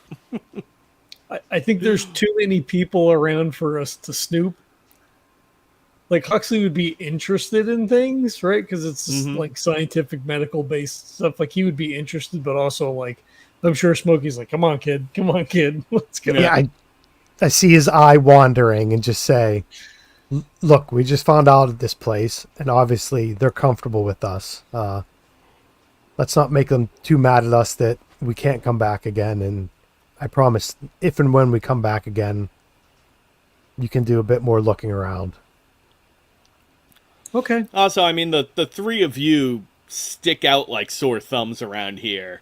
Like, First off, you're the only three people who don't look like anybody else here.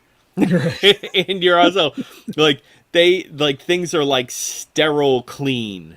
And the three of you are filthy. Even, in Ingram, right? Even if you're just walking outside, you get, like, a thin layer of soot on you anyway. So the three of you definitely don't blend in, for sure. Look like Pigpen walking down the halls. There's a little cloud behind us.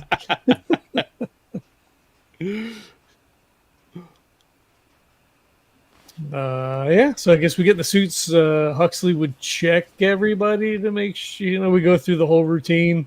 You check me, I check you, that whole thing. Mm-hmm. We just stand in a circle and everybody's making sure. Nice. Do we have to tell them that we're gonna leave, or should we just like go back towards the ramp? Or seems rude just to walk out. Well, I don't really think they have more care important too much about us. Yeah. Otherwise, they would be here. So Okay. Yeah, I think the fact that we're leaving, I'm sure they're not going to keep an eye on us, but I think they're all going to be more than happy if we go. So Yeah. Huxley shrugs. Are there like cameras here in the cafeteria?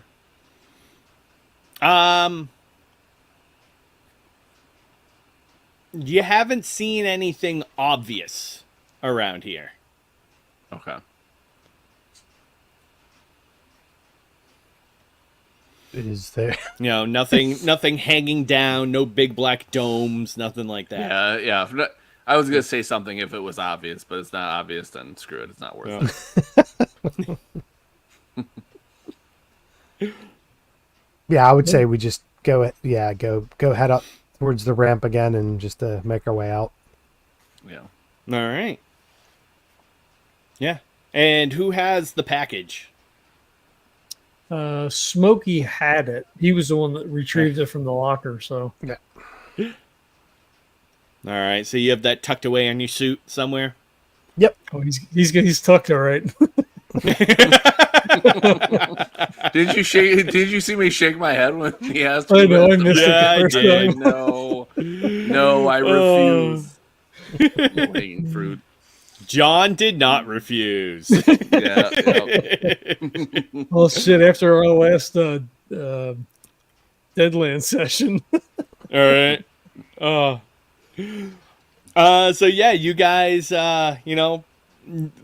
you get some looks, but at this point, it's pretty much like everybody knows that you're here now, right? So you get some looks, but nobody stops you. No strange glares or anything.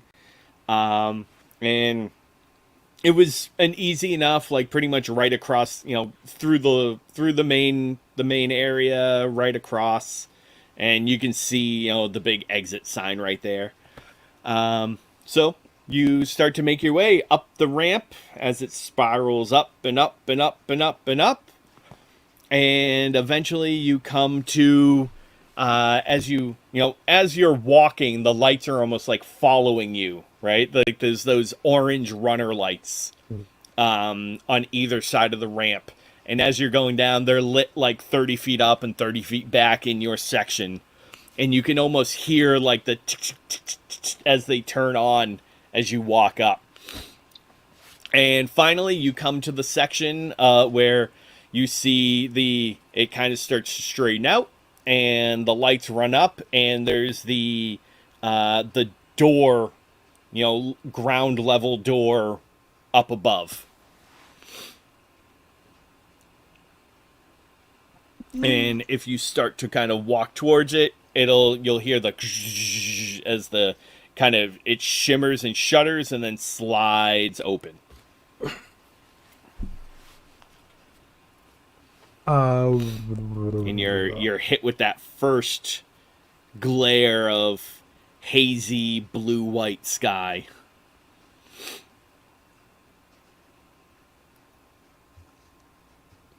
Trying to think. I think Smokey will just look over to the two guys and just say, "All right, let's head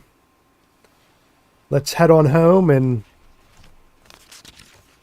I guess if anybody has any urgent questions or things they want to speak about, I guess now's the time to do it because we'll be away from there. I'm still trying to figure out what the hell we just went through for the past day. So if anyone else has anything they need to get off their chest, let's do it.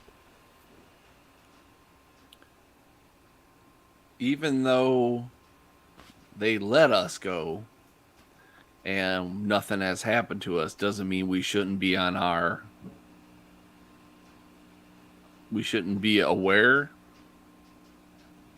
Because if they've had some bad apples, who's to say that in that facility that we just left from here, that there's not going to be somebody keeping their eye on us. So I think we should be careful. Yeah, it's not like we don't have past history with whether people have gone rogue or not. We know people with their symbols of taking shots at us. So I think you're absolutely right.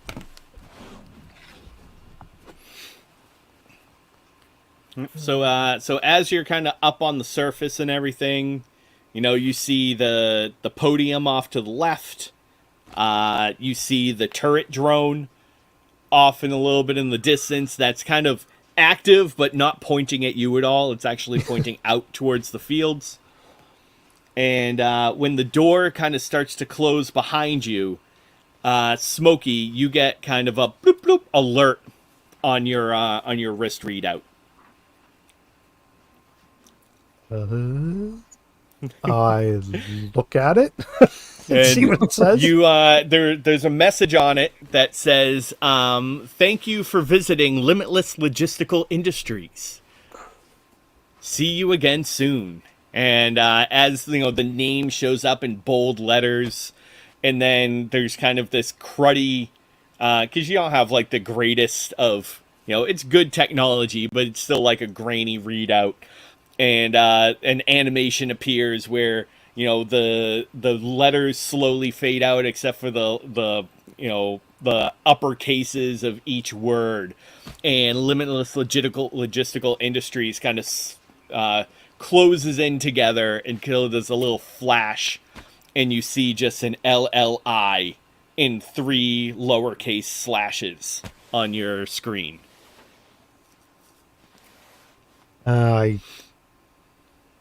show the symbol to the guys and say, I guess that symbol stands for Limitless Logistical Industries. So now we've solved that riddle.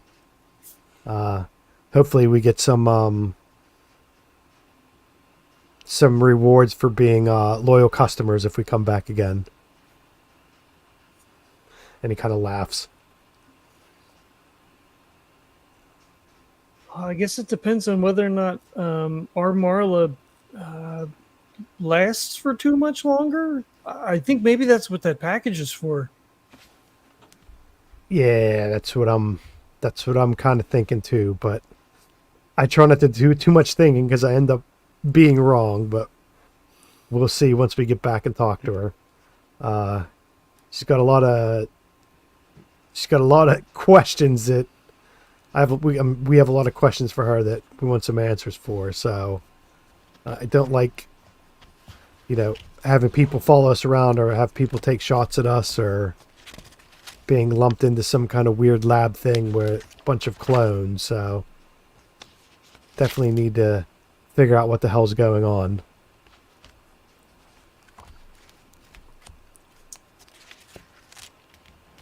Would this be a brains check? Would they have been able to collect DNA from us from the injection? Right, because it shouldn't draw blood. Right. I mean, in theory, you can get you can get DNA from like skin cells and things like that. Not anything that, not any type of substantial enough amount that they could then, clone you. Like, you need, like, stem cell core DNA in order to be able to do stuff like that. So, okay. Smokey's not worrying about it. He's not a very prime specimen, so. I think Huxley just ponders on it while we're running, and then kind of, it's probably fine. Might be something. Yeah. Yep. Go ahead. No, go ahead. Oh no, go. You go. I was just gonna say, I'm sure you'll bring this up to Miss Joanna. I'm definitely be interested to see what her thoughts are on this whole thing. But I think, unless you guys think any differently, I say we hold this close to the vest for the minute.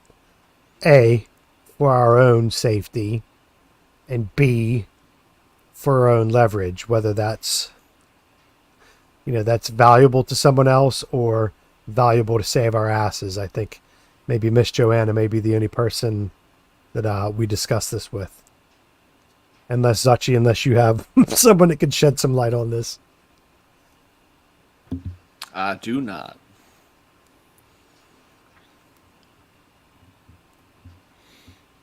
All I right. mean, that So so in this case, you guys plot your course back. yeah. I mean, I assume, as we're already running and talking, Huxley's, plotting a course. I mean, everybody's got their return course, I guess, or whatever, but like, tweaking it Yeah. and doing whatever.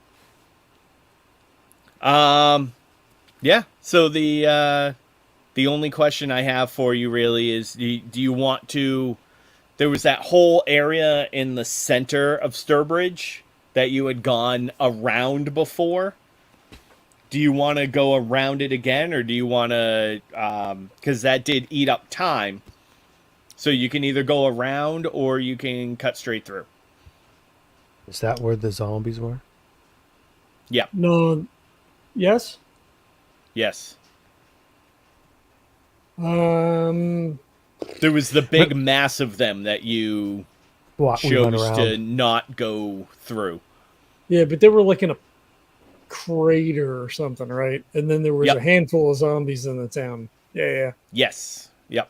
yeah. I think so. Like, if somebody poses the question, I think Huxley's just like, well, we were able to make it last time, and it was really close because you were getting really low on power, Mr. Smokey. So I don't. Maybe we could risk it and just run through, or I don't know. What do you think?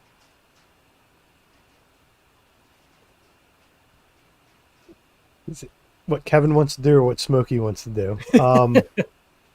There's no saying they'll still be there, right? I mean, they probably walk around or whatever. What the hell? I've seen enough weird shit today. Let's go see if we can see some more weird stuff. And, look over to Zuchy and say, are y'all limbered up and ready to go? Oh, you know me. I'm ready for a fight if I need be. And Smokey shrugs and goes, what the hell? We just saw a whole bunch of clones. Let's just go see if there's any zombies there. I wonder if any of them look like the people from Tazane. Oh, shit.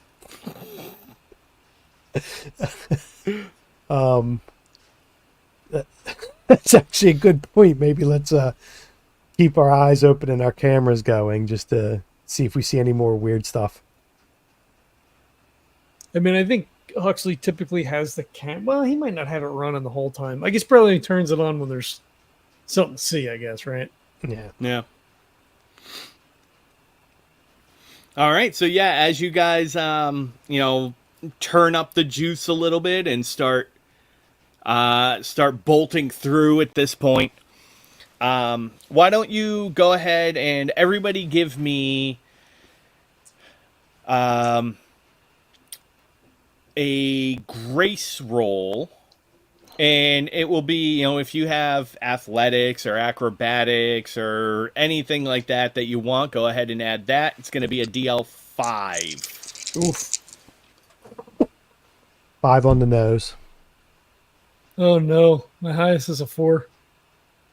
Oh, that's a no 5 but. as well. So 554. All right. So as you are running through, we see the Deadlands area that's kind of almost nice and smooth, a little bit rocky. After all of the, those large apartment buildings and everything have kind of collapsed through. The surface becomes a little bit more jagged, a little bit more ununiform, and you begin to see, a shimmer on the surface.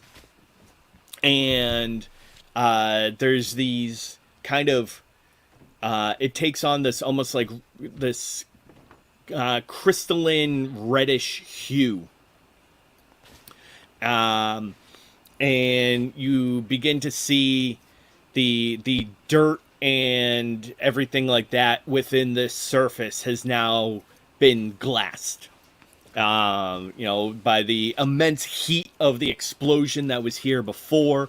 There's juts of this red crystal, just chunks of it all over the place, covering the surface, and in fact the surface has been transmuted into this crystal. So as you're going through, you're having to, you, for the most part, are able to make your way through and continue your speed coming out of this. However, Smokey and Zuchy, you do begin to pick up particulates as, the glass and the crystal crunches underneath you. And you feel it kind of coating your suit. And, there's the potential that it might, it's getting into the joints. It's kind of getting into a little bit of the piece, a little bit of the cracks and everything like that. It's not making its way through into your suit, obviously. They're very well contained. But you see that you're kind of getting this kind of shimmer all over your bodies. Huxley, as you are coming through, you get that similar coating all over you, and it begins to kind of cling to your visor, cling to your suit, and you begin to hear kind of a whine from your system. Every time an arm moves or a leg moves, you kind of hear your actuators begin to kind of struggle a little bit against all this material buildup within the suit.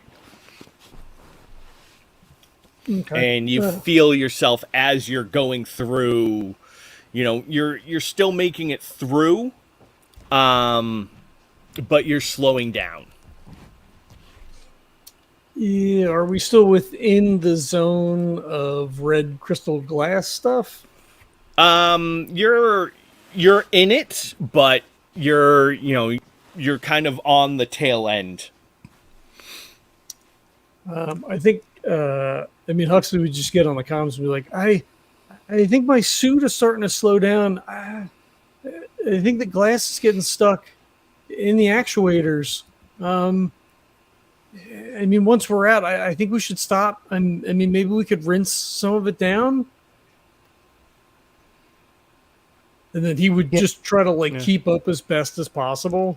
Yeah. And then I'd say you do have a couple options. You could either you could try to after you get clear, clear it out.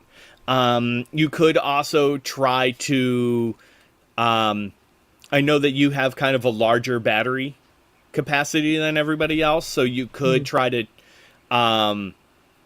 either transfer energy from, power from one system to your actuators in order to try to force through it, or you can just dump extra power into them. Again, almost like giving it a little extra gas to try to, just have them work a little harder. Up to you. It's basically one would take a little extra power just on your part. The other one would take a little bit extra time on everyone's part, which is, time equals power, basically. So, yeah. My thought legitimately was when we get out of the zone was just to jump up and down, try to knock, some of the stuff off, shaking off dirt kind of thing. Yep. Well, at this point, it's actually inside the cylinders and everything of the suit. So. Obviously, like I said, not inside your section of the suit, but the mechanics itself. Yeah. Yeah, I think he would just try to amp up the juice and see if it would just break that stuff down or out. And knowing full well when we get back, I'm going to have to take these suits apart. Yeah. And really clean them out, hose them down, all that kind of stuff. Right, yeah. All right, so in that case, we'll say it'll take you one extra power per block or whatever. Or per hour rather. So I think that's 9. This run is about 9 hours. Something like that. Yeah. So you've been running for a little while, so let's say, it'll be 8 extra power. Okay. Done and done. And that's basically you kind of going into your system and being like, you're just jacking the power up on the actuators to make them work a little harder. So.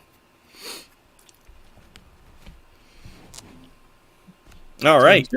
So, yeah, as you go through now, the glass kind of clears way, and you get a momentary bliss of clarity, except there's then this, small mound ahead of you that seems to, circulate, several hundred yards either way.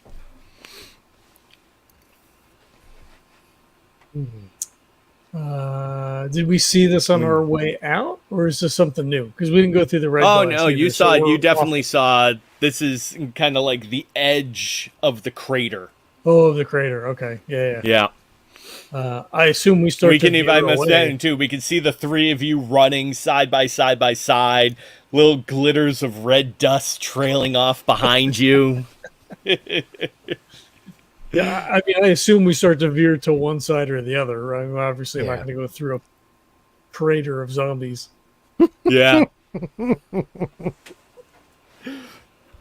But just keeping an eye on, if we're going to go around the lip of one side, but just obviously keeping an eye also towards the center of it to see if anything's stirring.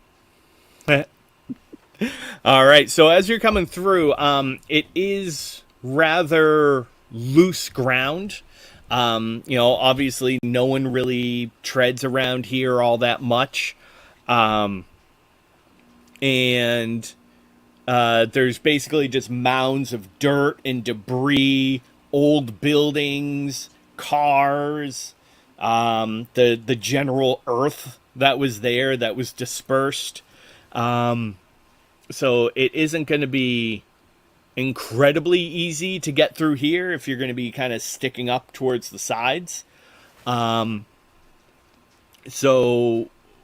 how do you think each of you would kind of approach this aspect? I mean, I don't think Huxley would get up to the edge. Right, especially if we see, like, as we're running along and that ground starts to get, rough and mushy and whatever. Any thought he had of peeking in to see if any of those zombies look familiar would be like, nope, because I don't want to fall in the hole. Right, like as he starts to stumble and the foot starts to sink a little bit, he would just veer, like we're kind of coming around like up to where we would then come around the edge. He would then veer further down and out, right? So, like, if I trip, slip, fall, it's not going into the hole. Mom will get real mad if I get eaten by zombies. So I will say, if you are choosing to go up and around the crater, that is going to take a little extra time. I mean, that's what we did last time, and we were able to make it. So it is, yeah. Think we'll be okay. Yeah, I think if it looks like it's hard going, like if it was a 4-lane straight flat highway that we could just bolt through the middle, that's one thing. But if it looks like it's a bit rough and tumble and not sure footing, I think we would try to. I think Smokey would try to steer clear. Going down through the middle, it's obviously very clear, probably compact ground. You just have to deal with the massive of former people, still people, whatever it is down there that's strewing about. So you have that down there, or you have the kind of unstable grounds surrounding the crater.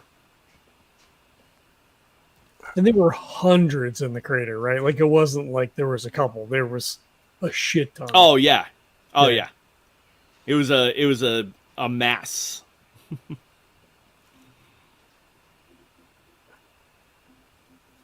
Still, I mean, the crater is large, so it's not like they're all like packed up in a small area.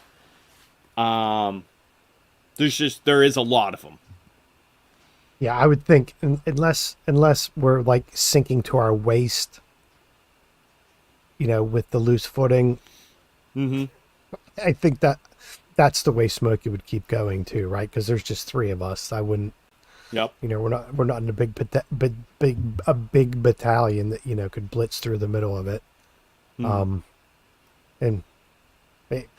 Smokey doesn't care, right? So as long as we got a bit of extra power that we had on the way, we had some on the way here, then he's not really looking to save too much time going through the middle. Obviously, he'll tell Zuchy and Huxley to make sure we map the coordinates of this place too, just in case it's not a known one, or we can relay that information when we get back, that there's a big zombie hole in the middle. But maybe we don't tell too many people, because then they'll probably ask us why we're out this way. But we'll have to think about that, guys, if we want to share this information, because they might start asking questions why we were headed out this way. And we don't want, as you said, we don't want anybody except Miss Joanna to know at the moment about what we were up to. Right. All right. Yeah. So then what would each of you do to make sure that you get around this crater safely? Can I use engineering for something? I mean, I would just say awareness, right? Try to find the most solid footing. Both of those sound good. Yeah. Try not to trip over any rebar, that kind of stuff. See how structurally sound everything is, because obviously this probably isn't just natural, right? It's not just like dirt. It's a whole bunch of like I said, debris from shit that blew up, and yep, there's cars, there's sections of old buildings, roadway, like there's everything. Yeah. Okay, so I'll do that. Old playgrounds. That one is a 6. Nice. How about Zuchy? I don't know. My brain is out of ideas. You're very nimble, though. Can't you use that you're dancing over the debris? Outrun the fall. Yeah. You could probably use your martial arts, right? Like that's body control and posture and movement and all that kind of stuff. Yeah. I got a 7, by the way. Nice. And that's Grace, right? Yeah. And it's just going to be another 5, too. That's 6 for me. Nice. And so what was that? 6, 6, 7? Yep. None of us fell down the hole. And a yes and. So can the yes end be that we're able to find like a tighter path, right? So like it cuts some of the time down where we're kind of like, we're not going all the way around, but we're also not near the edge. Like we're able to sort of like shoot the gap to cut a little bit of time off. Yeah. You're able to, and actually I'll say, you actually find that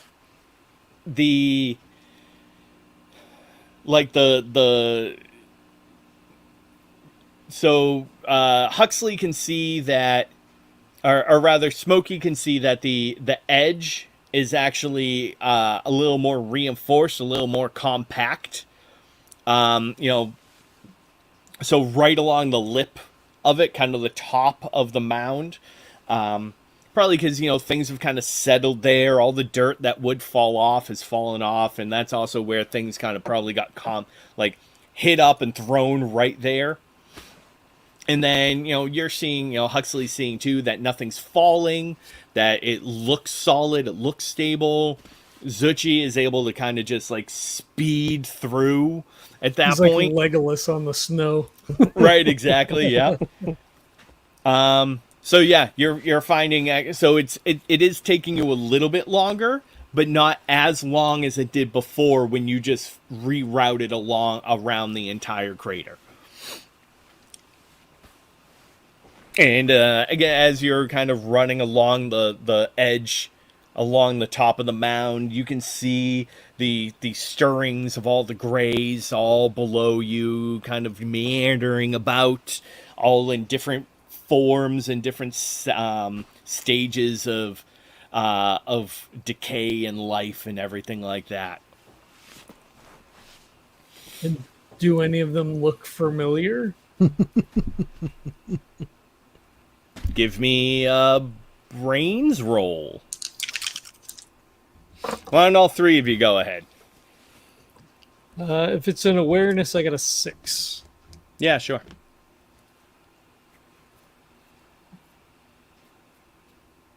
Four. 6. 2 6s and a 4. All right. So yeah, as you are running through, can't help but kind of look down, see all the people meandering around. And Smokey is able to look down and pick out some faces, but you don't, there's barely anything there for you to really pick out. So nothing looks super familiar to you. Huxley, as you kind of survey around, while none of the people necessarily look familiar, you recognize some of the clothing that a handful of them are wearing. It looks an awful lot like the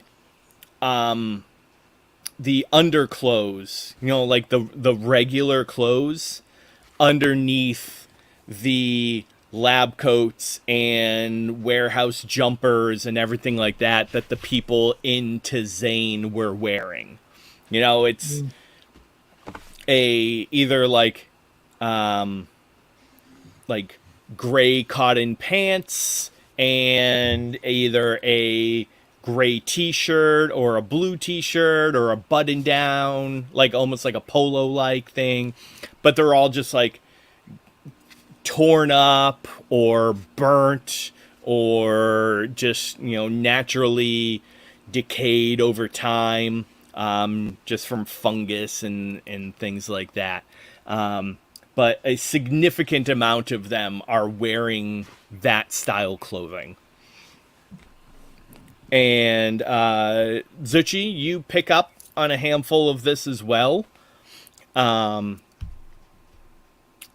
However, as you're kind of coming through, there's one thing that stands out to you. You see one figure that is, while there's kind of a sea of gray all around here, you see a speck of color off in the distance. Probably about 10 or so meters away from you.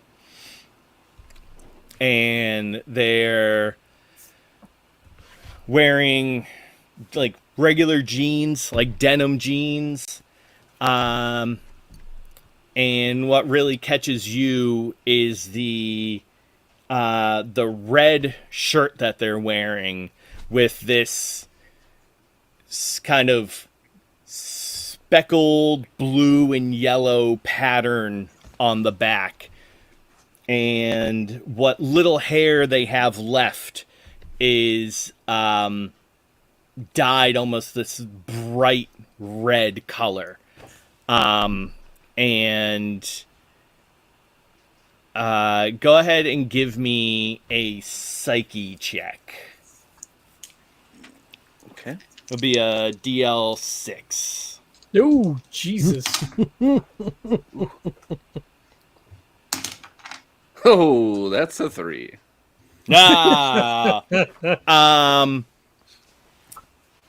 Zuchy suddenly kind of loses his footing and doesn't fall down into the crater or anything, but kind of almost like you see his feet almost kind of like freeze up and stutters slightly, and then you fall to your knees, and you can't help but feel kind of the cold wetness of the tears running down your face, because it's been probably about 3 or so years since you saw Brock.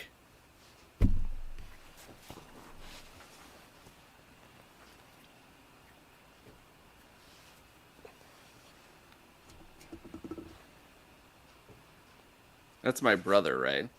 Yeah. Yep. How would he react? Do we want to cut it there as the cliffhanger? Or do you want to? I got a better one for you. He's like, he's on his knees and he can't believe it. And he says, Brock? And he shoots down into the crater. I knew you were gonna. Smokey turns around and yells shit and starts running after him. Where are you guys going?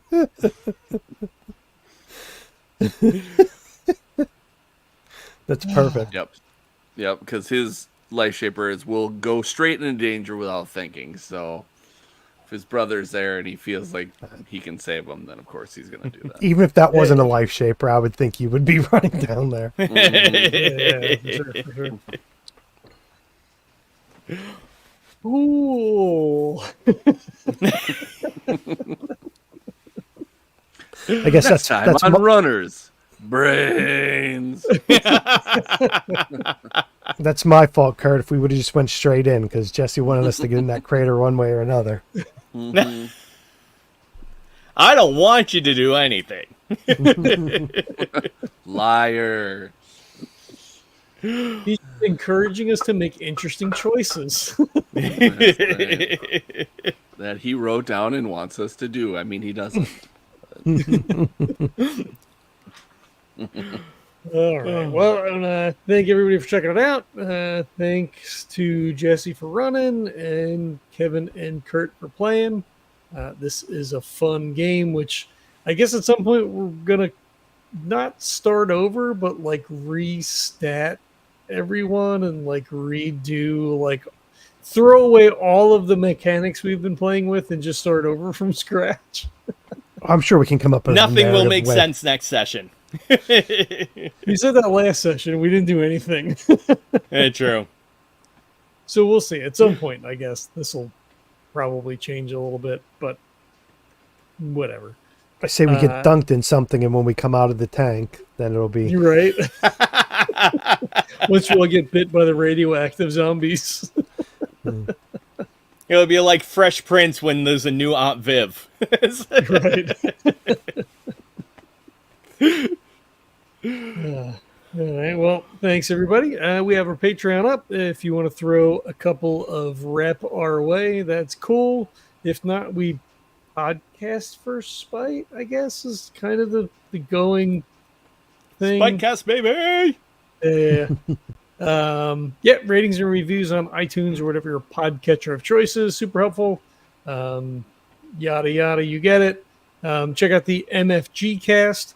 Kurt's podcast just dropped last night. Blissfully something. Content. We're blissfully content. There you go. Kurt and I just recorded a regular board game episode.